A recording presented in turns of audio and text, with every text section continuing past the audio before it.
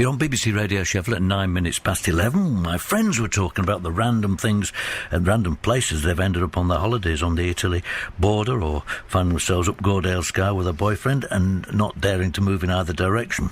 Where have we ended up in our random ways? And I'm asking that question because into the studio have come Mike Griffin and Ollie Kilvert, and they want to take us to Afghanistan for our holidays. This seems a very interesting idea. Whose idea was it? Well, it's an idea that we sort of both had a couple of years ago when we did the Mongolia Charity Rally, which is an 8,000-mile drive from London to Ulaanbaatar in Mongolia, and we decided to go via Central Asia on the way because it's somewhere that we just didn't know anything about. So somewhere that was on the map that we literally didn't know anything about, and really. It was such an incredible experience that we just thought, what if you could package up some of those experiences, those real travel experiences, and sort of be travellers is what's resulted several years later. You know, it's an idea that's grown, and it's just coming to fruition now. You're wearing the t-shirts. Actually, they're not quite t-shirts, but you're wearing the Be Travellers shirt. And today is the big day. You look like people running holiday coach. Ollie, today's the big day. Yes. As of about half an hour ago, our website www.betravellers.com has gone live to the world. So it's something we're really proud of. We've spent the last sort of 3 or 4 months really kind of trying to put together a very sort of dedicated Central Asian specialist website, which will hopefully give anyone who's having a look a true impression of what they'd get with a Be Travellers trip, what sites you'd see, what places we'll visit. So check it out. Yeah, we're really trying something very, very new, I think, with the website. It's very it's very different to any other travel. The holiday offer's different, and I suppose it's a good top line for you to get attention from the media, taking us to Afghanistan for our holidays. It's, there's a war on. Yeah, I mean, we wouldn't go if we thought that people would be in any danger. We're going to an area in Afghanistan called the Wakhan Corridor, which is in northeastern Afghanistan, and it's the only place that the Taliban were never in control in the first place, and culturally and geographically it's completely isolated from the rest of Afghanistan. If you look at it on the map, you've got the main body of Afghanistan, and then just up in the northeast corner, I mean, most people don't even spot it, is this this finger of land that's only 100 kilometres wide in most places. What's it got? Sorry? What's it got? Hills, lakes. It's got sheds. It's got amazing mountains. It's got a fantastic culture that is really, has not been.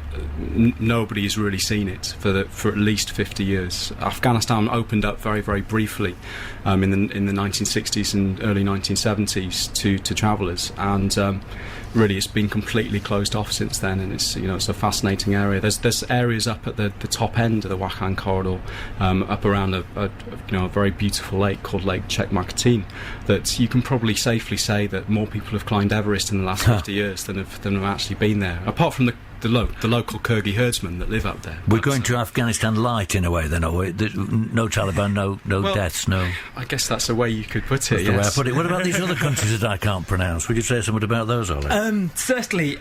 So as well as Afghanistan, we are going to Tajikistan. We're going to Kyrgyzstan. Kyrgyzstan's often referred to as the Switzerland of Central Asia. It's beautiful. It's beautiful. I mean, there's stunning mountains. Our particular tour, which we've got running through Kyrgyzstan, will be running with whitewater rafting, with trekking, with horse riding, with mountain biking. So it's for all you adrenaline junkies out there. And then also we're going into Uzbekistan, where we'll be following the old Silk Road. The Silk Road used to go sort of 3,000 years ago from China all the way across to Europe, and it was this significant trade route. So some of the sites in Uzbekistan, places like Chiva and Samarkand, are actually World Heritage sites, and they're just their cities themselves.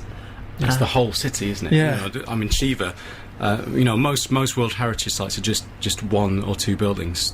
Like Chiva, the entire city is the World Heritage Site. It's an incredible place, and they were they were building cities and you know, had culture back when we were still running around in animal skins in Europe. So, you know, it's really incredible. I'm in the company of Mike Griffin and Ollie Kilvert. They met as students at Sheffield University, and they've just today launched the website for Bee Travellers, and they're discussing with me whether we should go on holiday to Afghanistan, Uzbekistan, Tajikistan, Kyrgyzstan, and various other stands that I've got stuck on now. And you make it sound very good. You make it also, it raises other questions for me, like, it is wonderful, it is special, World Heritage and so on. You want to go whitewater rafting, you want to take Westerners across there to spoil it. To spoil it? No. Well, that's what happens everywhere else with people touring, to go on tourism.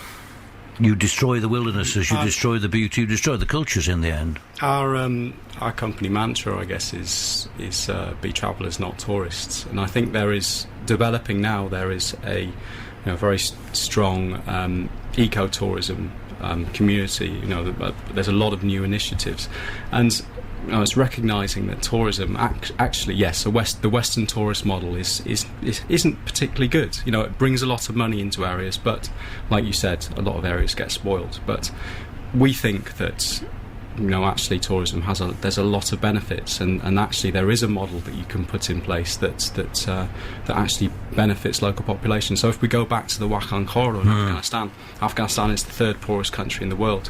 The Wakhan corridor is the poorest part of that country, and you know, it's got things like the highest infant mortality death rate in the world, and the money that is brought in by travellers there is already having really good effects. That is the argument they always used about the Greek islands, about Spain, about all sorts of other parts that have been wrecked by Western invasions of tourism and holidaymakers. Yeah.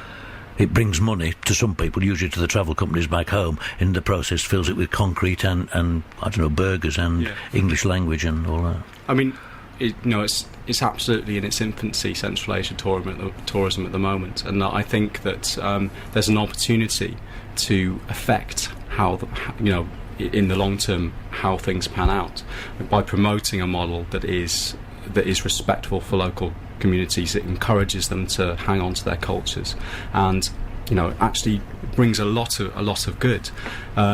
You know, I don't think that the sort of people that want to go to, you know, would be going to the Greek islands and building concrete hotels are ever going to be going to the Wakhan corridor in Afghanistan. I think it's a very, very different market, and it's a different market that we're promoting. You know, I think we mean what we say when we say, you know, we want you to be travellers, not tourists. Thank you very much. Are you glad you met in Sheffield, you two? Absolutely, yes. Welcome back to Sheffield, then, if I may say so. And congratulations. Today's the big day for Mike Griffin, Ollie Kilvert, and their new website, The Bee Travellers. They want to take us to Afghanistan. Where's the most random place you've ended up on holiday, is the question I'm asking.